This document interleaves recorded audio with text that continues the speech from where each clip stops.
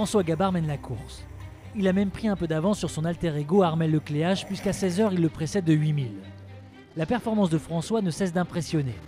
À tel point qu'on se pose pas mal de questions, d'autant plus qu'il répète à peu près ce qu'a fait Michel Desjoyaux, son mentor, il y a 4 ans. Sur les 72 dernières heures, on a vu un Gabard un nœud plus vite en moyenne, puisqu'il a repris à peu près 70 000 à Armel en 72 heures. Donc on sent qu'il a un petit plus.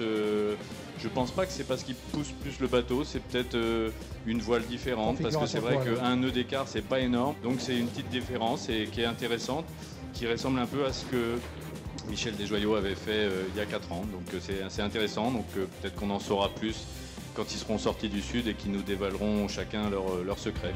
En attendant ces révélations, François Gabard et Armel Lecléache poursuivent leur mano à mano. Jean-Pierre Dick maintient l'écart, 80 000 environ, Bernard Stamm est dorénavant 4e, parce qu'Alex Thompson est monté au nord.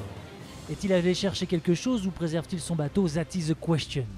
On vous le rappelle, le Britannique a heurté un ovni, cassé son hydrogénérateur et se retrouve donc à faire les mêmes réparations qu'il a faites il y a presque un mois. Une chose est sûre, avec cet accident, il lui est impossible d'envoyer des images du bord.